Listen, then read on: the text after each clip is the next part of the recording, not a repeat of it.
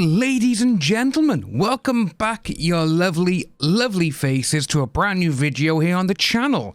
We are back, yes. We haven't really been making videos on this channel because obviously on the 22nd of last month, the channel was demonetized for reused content, which is kind of interesting. But that's all over and done with, guys. Like I said, we are back now. We have been accepted back into the program, as they call it.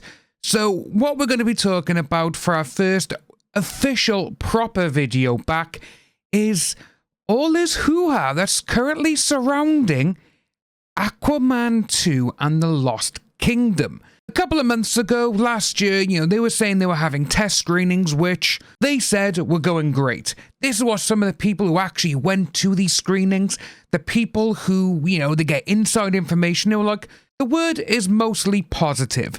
They're like, yeah, it's not a bad film. It's got the same kind of fun and cheeky kind of caper of the first film.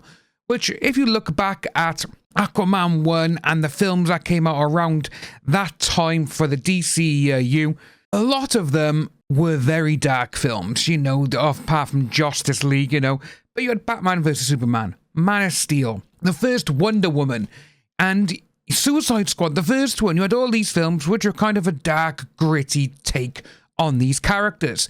And then Aquaman came out and it was kind of like a cheaper version, I think that's probably the best way to describe it, of Star Wars, but underwater. Which I did like the first one, and a lot of people did. And obviously, the things that we've covered recently has kind of made it go, "Eesh," because there's certain someone involved. Now, we are getting word that screenings on Aquaman 2 is not good. Test screenings have reportedly been terrible, with people rumoured to have walked out.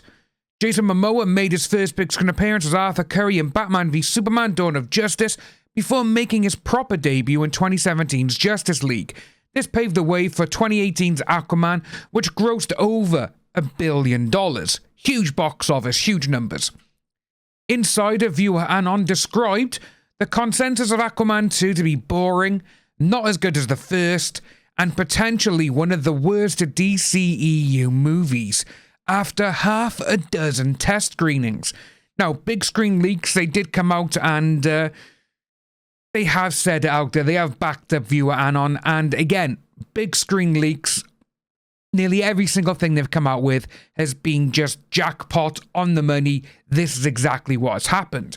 And they've come out with, there's a reason I've been avoiding any questions about Aquaman 2, but since viewer Anon put it out there, it brings me no joy to back him up and tell you, test screenings for this film have not been good.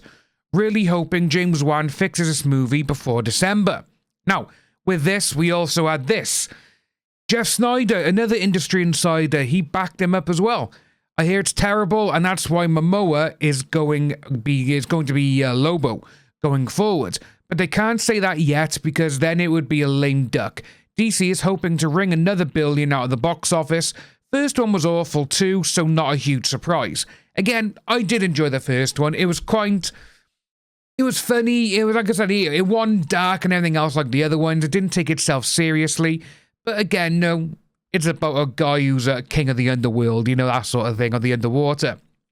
Now, according to Scooper, Can We Get Some Toast? People walked out of screenings. That's bad. Been hearing similar bad things about Aquaman 2, and it's a shame because I read the script for that over a year ago, and it was actually pretty good. If you remember going back to the court case for Johnny against her friend or whatever she was, the one who's supposedly a Hollywood fixer, who literally, in court, gave away the entire film in, I read that script, this happens, she's only in it in the first 10-15 minutes. And again, we are going to be talking about that a little bit later on. They ruined it, and to be honest with you, it would not be surprising if that part, with her going into court and telling, remember now, the Johnny case had over 19 billion views over social media. That is substantially one of the biggest viewed court cases. I think it is the biggest viewed court case ever. And when you got someone giving away the actual film that's not out for over a year and a half, that's going to cause a little bit of destruction, and it wouldn't surprise me if they literally had to rewrite quite a bit of it. Now, it does go on. This is what BSL said. I heard that something that almost never happened in test screenings happened with this movie. They're really going to need to fix this one up and fix it fast. That is the Walkouts. Someone replied, Calum replied to Big Screen Leaks, they need to recut the film back to whenever it was testing like this. If you look at that one there, that was July of last year. Has there been any word on the Aquaman 2 test screening reactions? Mostly positive.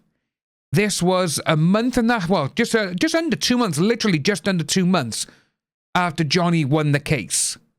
And about 2 months and a week or 2 months and 2 weeks when she, or this person, whoever she hired, literally read out the entire script in court. Big Screen Leaks they did reply with, I have no idea what happened there because back then I heard the movie wasn't bad at all and it was decent enough.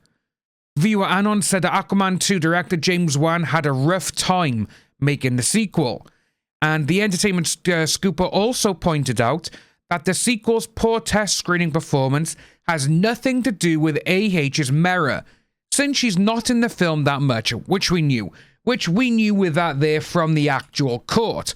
But when you think of it like that, when her, whatever she was, she goes up there and says, oh, I read the script for her Aquaman. If this happens to her, blah, blah, blah. Act 1, Act 2, Act 3. That probably pissed Walter Hamada and all the people at the DCEU studio at that time. I'm thinking it pissed them off really, really much because you've got this person who you may not even know him. She calls herself a Hollywood fixer, but even people in the scooper industry don't even know who she is. You know, that's the interesting part. And then she goes and just reads out, oh, well, this happens, this happens, this happens. They're going to be like, yeah, no, this is what's going on. We need to change it now because they blurted it out in front of 19 billion views. But there's something else to go along with this. Now, I did hear this a couple of days ago and I didn't put anything out because obviously I was waiting for the channel to go back through YouTube and everything else. But we got this here. There is no doubt that Jason Momoa has a future in the DCEU going forward, but whether that will include another appearance as Aquaman is on shaky ground.